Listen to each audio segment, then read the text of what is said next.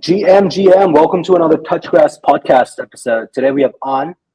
This is going to be a very special episode.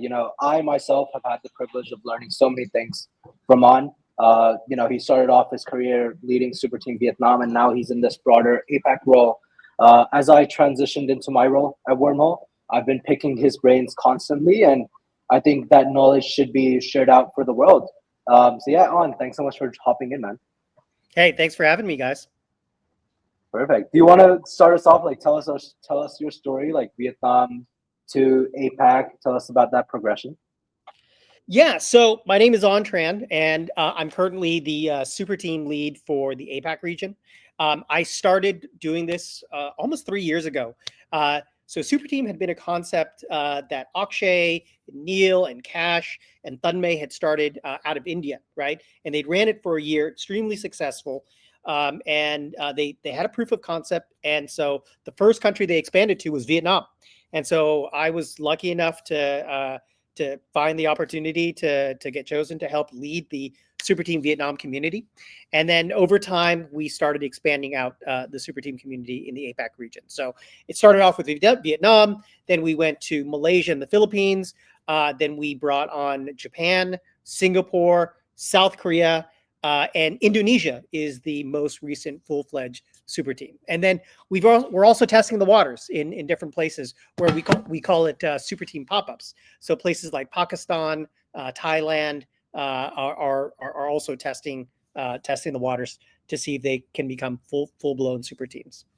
For sure. And okay, I didn't know that Vietnam was the first country that Akshay and the team expanded to. Did they share a vision for why Vietnam was the first country that Solana or Superteam chose to expand to? Yeah, I mean, at the time, there was a couple teams, there were a couple countries. I think the most important thing was the concentration of developers in those ecosystems. And so the first two countries that expanded out were Germany and Vietnam. So Vietnam first and then Germany shortly thereafter. And I think the main reason was probably the concentration of developers and Web3 adoption within those countries. I think for the last 3 years, according to chain analysis, Vietnam's been in the top 5, right? By one metric or another for Web3 adoption and for how deep its bench is for developers in general. For sure. And I see you tweeting about Vietnam so much. I feel like you are my source of Vietnamese information. I saw a tweet today you put out that Vietnam's becoming the hub for tourism as well. And we're slowly seeing Vietnam grow into this crypto hub as well. Let's start this conversation off. Can you tell us a bit more about the Vietnamese crypto user demographic? We talked about the dev stuff right now. Is there a retail side? How do you think about the Vietnamese crypto demographics right now? It's massive, right? Like I said, it's been top 5 for the last few years according to chain analysis. It's number 2 in the world for wallet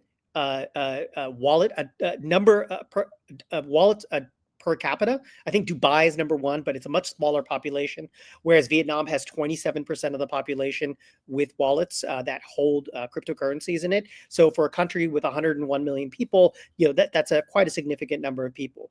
But when you say the demographics, and I'm going to talk about the demographics in Vietnam in general, right? So Vietnam is what we would consider, an up and coming country, right? It's got a 90% penetration rate for mobile penetration rate. It's pretty young. The average median age is about 32 years old.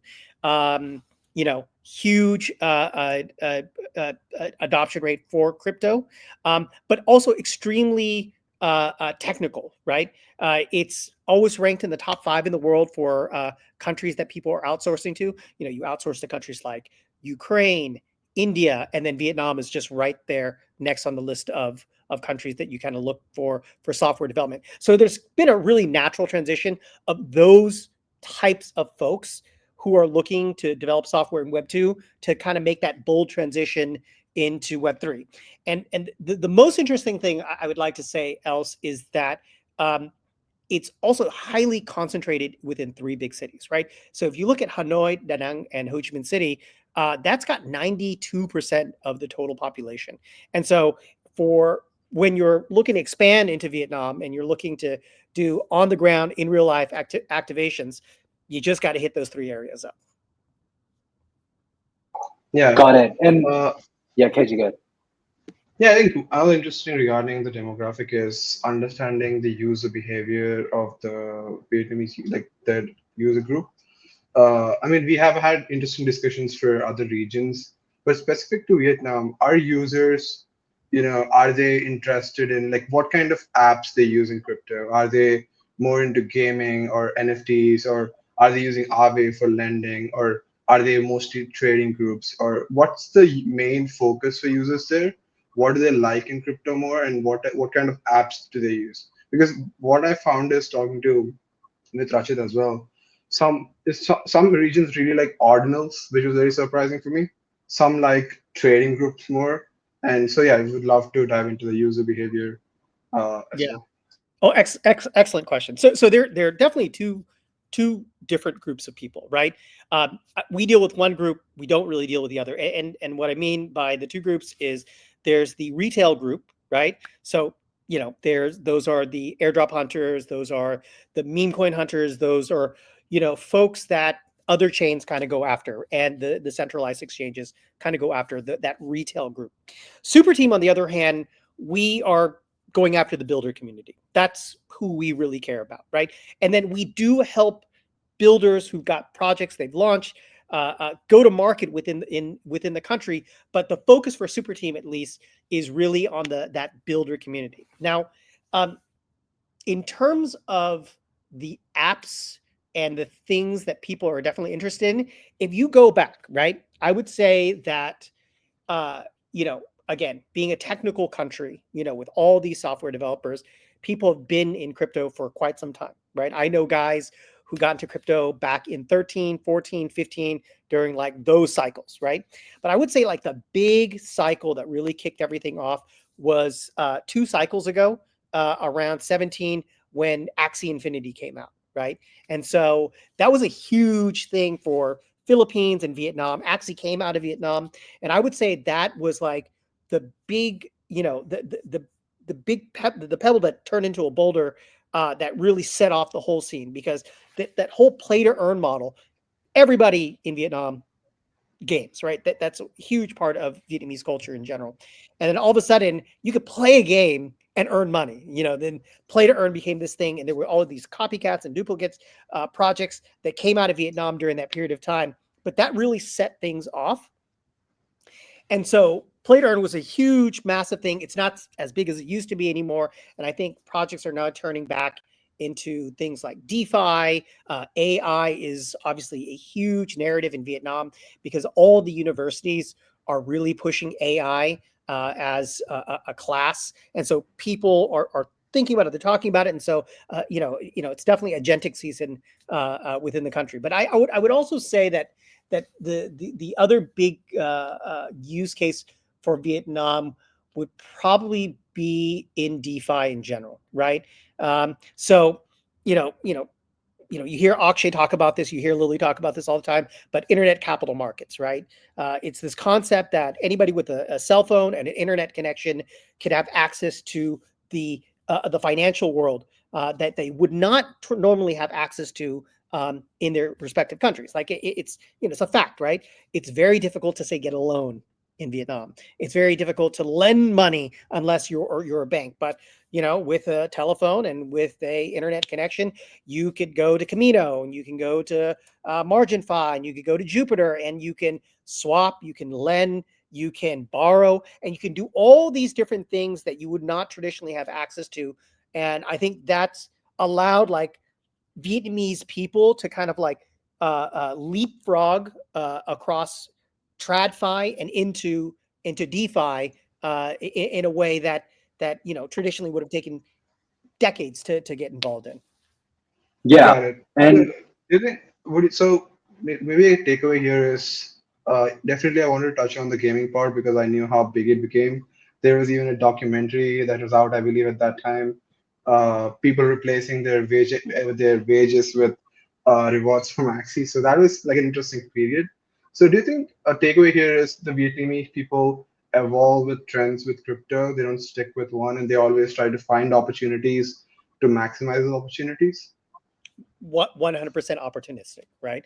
I mean, obviously, you do what's best for you and your family and the folks around you, but I do see a lot of Vietnamese, from developers to just regular people, chasing trends. Like, it's the beauty of internet capital money. I mean, it's, you've got this machine that prints out money, and in a way that everybody's accepted the fact that this is money. And so it's just, it's one of those things where they are chasing trends to a certain degree, but they're going after what makes the most sense for them and their families. Yeah, and I want to flip that. There's a takeaway that I got out of there. People don't realize the depth of the Vietnamese builder community. Like, I don't think people know Axie Infinity came out of Vietnam. I don't think people know that Birdeye is also from a Vietnamese builder. Like, Hold Station also. Like, there's depth to the Vietnamese builder community. Like, we often hear SoulScan, yeah. We often hear about like the Malaysian cartel, and we hear about the Indian founder gang, but I want to give you this platform. Like, just show us all the Vietnamese builders that are doing good things out there. And then I think a follow up to that would be, what are the kind of things that people in the super team are building? Like, what are they excited about? What are Vietnamese builders excited about? Excellent question. So you're absolutely right. I mean, Vietnam's definitely been underrated because Vietnam has always been a support country. That's how outsourcing software companies are, right? Like, they built a backbone. Vietnam has built a backbone for Gameloft, right? Which is a huge gaming studio that's owned by Vivendi. They've got 3 massive offices here in Vietnam. They build games for Sony. They build games for all sorts of people. And so there's all these software houses. But Web3 was the opportunity for a lot of these amazing software developers to say, you know what? I'm going to be the master of my own domain and kind of build my own thing, right? And so, yeah, so to shill like some of the dopest and baddest like projects that are coming out of Vietnam, you've obviously got, the Axie Infinities, Trung and his company, they've done such an amazing job making crypto everywhere, right? You got OGs like Loy from Kyber Swap, right? And he was there with Song and Meow, but right when they were starting Jupiter Exchange, right? Those guys were all super tight with each other. Then you've got guys like Tran from Coin98, and he's built kind of an empire around the projects he's at, from Coin98 to Saros, which is a Solana-based project. And then of course you got these like projects that everybody knows about, which is like SoulScan, right? And that's the default block explorer that everybody uses. And then of course, like you said before, Ka from Birdeye, he was an ex SoulScan guy who came and built this amazing product, and that's growing every single day. And there's just a ton of other like great projects out there. I would say that, like, in terms of what Vietnamese people and developers are trying to build right now, it's kind of all over the place, right? Like I said, I think like a lot of guys are building AI-based stuff, right? Like the guys from Honeycomb Protocol, they've come to Vietnam. They started building with a great team out here, a gaming platform called DAG that they just won the grand prize in the Mobius hackathon under Sonic. You've got guys like Leo from SquareDAO, who's building an agentic, an AI agent kit for people to build on top of. You've got people who are building infrastructure projects. There's a great cool project out there called LaserKit, which is basically using passkey for your wallets. So it's all over the place right now. I mean, there's a lot of really cool projects that are being built out here, and I'm just I'm really bullish for this ecosystem. Yeah, and when you think about like the ecosystems that Vietnamese builders love to build on, are there like a couple that they prefer? What are the biggest communities in Vietnam right now? For the builder community, I'd like to think that we are the biggest builder community there is out there. There are other builder communities out there, but I think people want to go where liquidity is king, right? That's what it comes down to. And if you look at the last set of numbers that have come out there, I think it's 70% of all app revenue have come from Solana apps, right? In terms of traffic, Solana does more transactions than the next 10 chains combined. So and the reason, and I'm not just trying to brag and shill Solana, but liquidity is king. In the last cycle it was BNB and Ethereum, and then it switched over to Solana, and that's where the builders are at right now. And so, our goal is to keep on, building better products, launch things like Fire Dancer to make sure that moat expands, and that we keep the builders on Solana. That makes sense. But in terms, okay, so maybe not builders, but what about retail communities? Like, which other notable ecosystems have like a presence in Vietnam that, maybe you're like, okay, these guys are doing pretty well. And, these guys deserve, they're doing pretty well as well. Do any ecosystems come to mind? Yeah, for sure. I mean, I would say like the big communities, like I said, there's two types of communities, right? So there's the retail trading community, and those are dominated by KOLs who work ostensibly for commissions that they would get from the centralized exchanges, right? And so these big KOLs, they could have chat groups of like 500,000 to 1 million people, right? And they talk about building on organizations like BingX, right? They've got a great organization behind there. They've marketed themselves really well. Binance is probably the biggest one of all the trading communities out there. BitGet is probably up there. Those communities really focus on that retail trading side, but they do a great job of kind of like having this massive following. Like so when you go to their event, right? It's way bigger than our events, but our events is like, the hardcore builder types, right? There's a big difference between that. Got it. Yeah, KG, you want to ask Yeah, something? yeah. I wanted to ask regarding like the newer upcoming ecosystems like Beta Chain and Monad. They are like pretty solid community, and they're doing a great job in terms of having that, a cult, kind of creating a cult. Like Solana is also a cult, much bigger cult in my opinion. But what do you think about those kind of newer ecosystems? Not in terms of builders for retail, but just in terms of sentiment in the Vietnamese region. What's like thoughts on these newer ecosystems? I mean, those are two names I would say have invested very well and hired very good teams to get folks to come out. Right? Listen, I got no issues with the Monad guys, but the fact of the matter is it's airdrop farmers, right? You're trying to go out to these events, you're trying to earn points in order to get that airdrop in the future. Good for them. If that's what you're looking for, good for them, right? And like I said, they've done an excellent job of being able to build that out.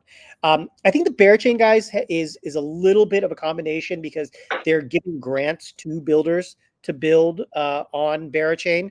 They've been very aggressive about those grants. But again, at the very end of the day, I tell teams who are bootstrapped, right? They're like, dude, I'm getting, Bera or X or offer, offer, it could be Avalanche, it could be Berachain, it could be, one of these other L2s, they're offering me $50,000 to switch. And I'm like, hey, dude, do multi-chain then, take that money, build a product, give yourself some runway, and, build on both chains. And then at the end of the day, you tell me where your users are coming from. Right. And that's all fair. And that's all fair. Right. Because we don't give those type of massive grants out the way that other ecosystems do.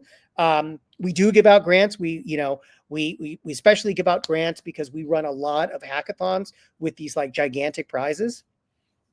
Like, the Sonic guys, they had $1 million in prizes, right? The upcoming Coliseum hackathon is, well over a couple $1 million in prizes, because it's not just the grand prizes and the 7 different tracks, but you could also get into the accelerator program, which is a $250,000 check. And this year, I believe it is 15 slots for that accelerator program. So, we give out money in different ways than some of the other ecosystems do. Yeah, I think a great segue for this is, what do you think these foreign teams, like Monad and Bearchain, both foreign teams from a Vietnamese perspective. What are like if you were to give advice to a new foreign team that's looking to expand into Vietnam, what would that advice be? Like what are they missing, or what are they going to miss that Mm. they should think about as well? I think if it's a product, that because we get asked that question all the time, right? We get asked questions for like, and we're talking about Solana ecosystem teams.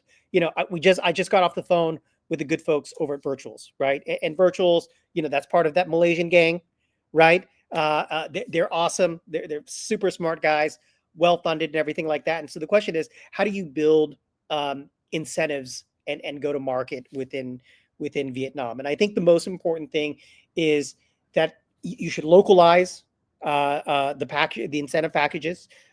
You should be willing to spend money within the ecosystem from both an academic perspective, as in like do your builder workshops in real life meeting, partner with the local super team out here, and capture the market by having a presence here with the folks that know how to build communities out here.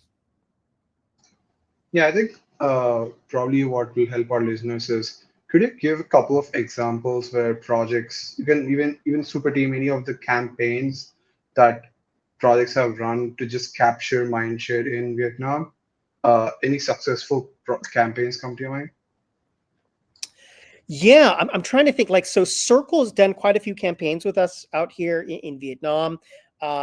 We've done things like educational workshops at Wormhole. We did a couple of educational workshops out here.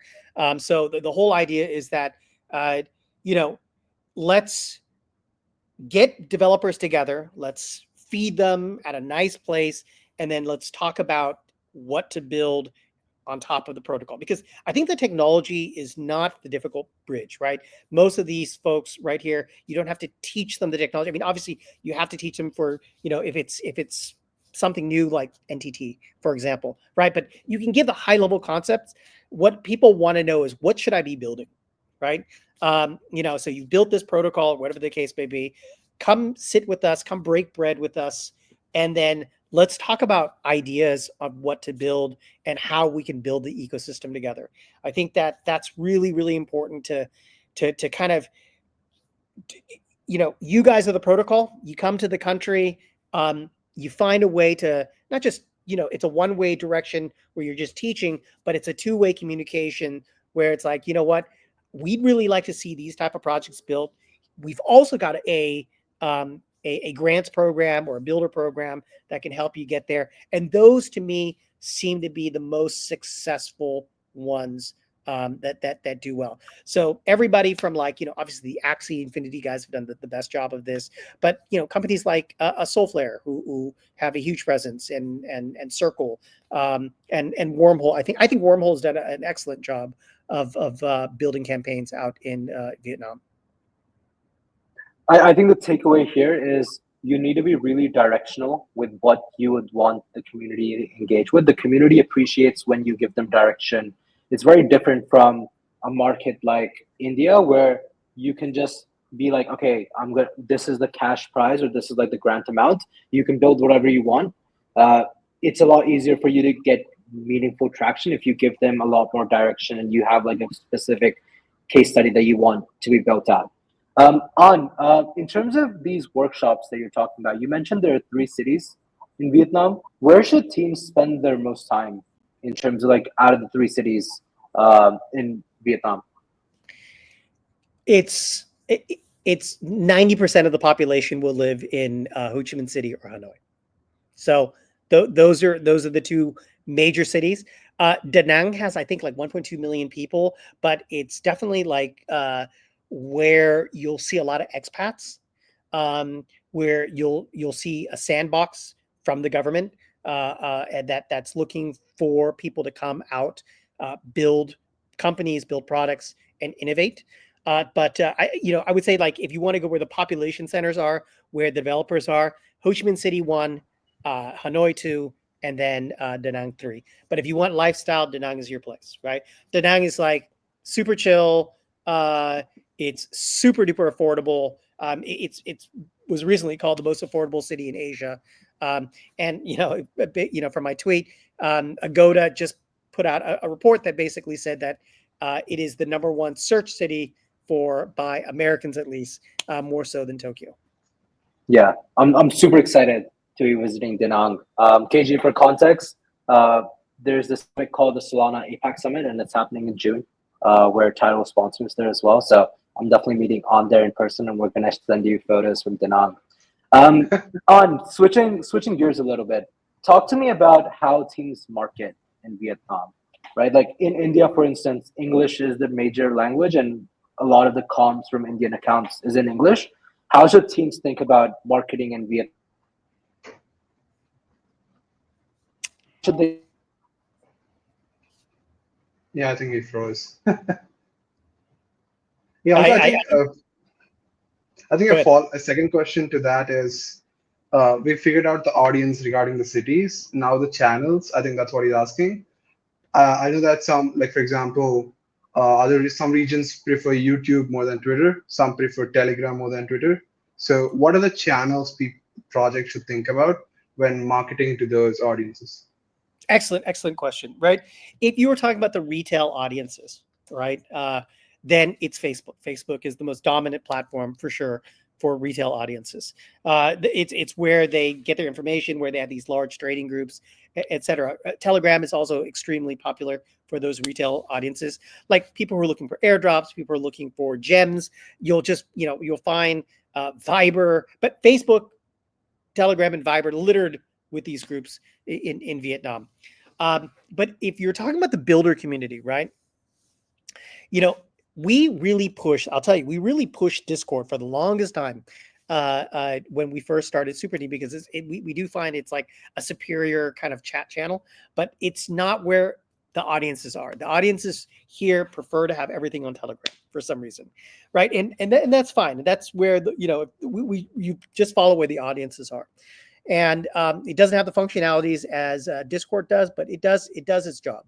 And so I would say that when you're talking to super team groups or you're talking to developer groups, there's a high likelihood that they'll just set up a Telegram chat for you. And that covers all age groups. Like I'm really confused, like how everyone uses still Facebook. So that covers all the age groups. Yes, I would say so. I mean, I don't know. I mean, I'd like to think, I still know what the Gen Zers are doing, but I think they're, in Vietnam for some reason, they're still on Facebook. Twitter is something that we're really starting to push for, because we tell all the developers, I know you love Facebook and everything like that, but crypto Twitter, in terms of the global community, is on Twitter, or X. So I think we've been slowly building that kind of like ethic or that behavior out in Vietnam. Yeah, I think what would be really interesting as well is I've seen a lot of educational content come out of the Superteam Vietnam account. That's very different from what traditional ecosystem accounts will do. What's the thesis there? Like, why is that different? Why is that working? What have you noticed? Yeah, I mean, I think that education is where you don't really need a shill, right? We're basically providing, super team communities are there to provide the tools and the framework to build. That's the most important thing for us to do, and then to let the builders, let the marketers, let the content creators kind of build and create content and create projects from that education, that framework that we've helped create. Got it. Is that something that you would like if you were giving advice to a foreign project coming in, like do more education on Twitter? Is that an advice you'd give out? Well, it depends on what their job is, right? If you're trying to get people to sign up, it's really interesting. I'll give you a couple examples, right? When we work with companies like BitGet or OKX, right? At no point have any of those companies asked us to create a sign up to their centralized exchange, right? Because it's not the job of Superteam to get people to sign up for BitGet or OKX and everything like that. And so every time we've done campaigns with those centralized exchanges, it's really about brand recognition for what they're doing, right? It's partly, OKX wallet, they've got a decentralized wallet, BitGet's got a decentralized wallet. They've got all these different types of tools and everything like that. And so for them, it's really about we'd love to be with the builder community, because hopefully at some point in the future, those builders will have a TGE, they'll list with us, they'll work with us, they'll build with us. And so I would say that if you're trying to work with Superteam, I'll just say, if you're trying to work with Superteam, try to do projects in which your product is going to eventually help the builder community out. Now, if you're trying to do a go-to-market strategy for a product that you're trying to get users for, that's a different question, right? Airdrop campaigns, marketing incentive campaigns, all those different things, kind of work, but that's not necessary in my sphere of expertise. Got it. And another thing that we've been consistently asking everyone who comes on to these regional case studies, have you noticed that projects will come in really enthusiastic pre-TGE, and then post-TGE they'll sort of fade away in Vietnam? Like they'll be at peak, and then TGE happens, and then the community goes away. There's not a lot happening. They don't want to engage. Has that happened in your experience?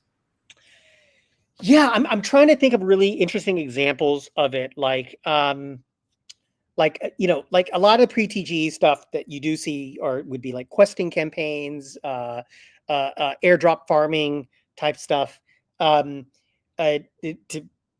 get users to want to come on board. But do you see like a kind of a drop off post TGE? It not so much. I mean, like I'll give you an example, right? Jupiter's massive already. So, pre-TGE, it was really about engaging kind of the builder community. It's really engaging, like they're one of the co-founders of Solana Summit. And so all of their activations and activities, at least with on the Superteam side, is really about how do you build on top of it? How do you get teams to go into Jupe LFG and stuff like that? And then post TGE, it's been the same type of spend, right? How do we keep the community engaged about our products and everything like that? So at least from a Solana side and the teams that we've worked with, we've had a pretty good experience, at least with a good chunk of the teams out there. I mean, same thing with Wormhole. I mean, like right before, we started working together, it's been the same thing before your TG and after your TG. That makes sense. And then just doubling down on like the pre-TG part, do you have any advice for teams who are trying to build like KOL amplification networks, like how they should think about KOLs in Vietnam? If theoretically they did want to attract airdrop farmers, like how would they go about doing those comms? Yeah, there's a whole world out there of agencies and folks like that. Be aware, be careful, because there's a lot of over promising and under delivering that happens when you are dealing with like KOLs and stuff like that. I think what would be really interesting, and a couple of teams have been trying to tackle this. Both I've seen teams in Europe try to tackle this, but there's been two teams that have been trying to tackle this in Vietnam. Is how do you qualify KOLs?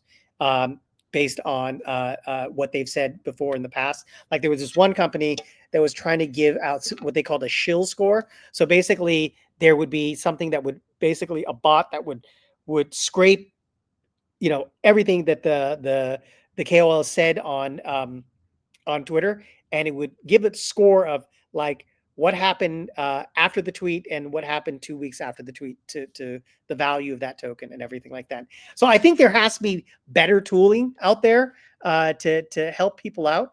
But that's a different world. I apologize if I'm not. Yeah, no, for sure. And then that. I think a great follow-up question to that is, for any team that's trying to enter the Vietnamese market, would your advice be like, hey guys, you need to hire someone on the ground? Or is it more like, hey, why don't you start working with an agency? Let's start about like a non-Solana team first. And then, obviously like with the Solana teams, they can work with you guys directly. It's like a whole added advantage. What would a non-Solana team do if they wanted to start rooting in Vietnam? Yeah, I mean, I think for Vietnam, you've got, because it's such a big market and it's such a high penetration market, right? It's it's 100 million people, but with 27% of the people with wallets, and everybody aware of this. My recommendation is to work with like local experts, right? Who understand that community here, because it's such a big number comparatively to many other countries out there. That you probably need somebody who speaks the language, can do campaigns in the language, on the ground, and everything like that. So it's definitely important to have a local presence. I think broad based campaigns probably will not work. Yeah. And how about IRL events? I know that's you guys do a lot of those. How important are IRL events to kind of activating a community? And these are more like building trust with the team and working or collaborating with the team. And there may not be much incentives, but how do you think about IRL events? Uh, Absolutely important. Like if you look at like, a Solana Super Team, it's 100% IRL events, right? I mean, we're doing like 2 or 3 in real life events in Vietnam every single week in some capacity or another. But I would say that other teams out there that you could see success, like you were talking before about Bear Chain and Monad, that's their focus is on IRL events, because what you want to be able to do is you want to be able to get that hype video out. You want to see people show up to the event. You want to take pictures. You want to do a video of it. You want to push that video out on your platform. Then you get retweets and you get re-amplification on social with your KOL community. But if you're doing everything, through a Zoom campaign or something like that, it's probably not going to have. It's not going to be as effective. Got it. And in terms of like IRL events, and I'll give you two examples of both sides. In India, if there's an India lead and they show up for an event, the community is pretty happy to interact with that person, and they prefer having someone who can speak the local dialect and interact with them. Whereas in Korea, even if the founder doesn't know how to speak Korean, the Korean community wants to interact with the founder directly, and they want to see the founder fly out, build a presence there, like Sui and Aptos have done really successfully. What would your advice be to a founder who's trying to build presence in Vietnam? Do they need to be in Vietnam, or can they rely on the local expert to be the face of the Vietnamese programming? How do they think about this? Well, I think having face, showing your face, goes a long way. In especially in, I think, APAC cultures, right? That it means that you've taken the time out of your day to show up and be a part of this. So even if you can't speak the local language, you come out, and it makes a big difference, right? I think, like, I'll give you examples, like, when CZ came to Vietnam a few years ago. I mean, it was a media event, right? It was a massive. Binance was, BNB chain, Binance was at the very top of its game, and people were writing headlines. I met what could arguably be the richest man in the world today, right? And so, he doesn't speak Vietnamese, but he's a celebrity, and him coming out made a big difference to people. So, but even if you're not a celebrity, the fact that you're coming out, you see projects like that all the time. You see folks from Korea, you see folks from Malaysia, Singapore. They come out to Vietnam, and it definitely does go a long way. For sure. And I think in terms of the CZ example, would you say PR outlets are big in Vietnam for like the retail audience, and that's something that teams should think about as well, or not so much?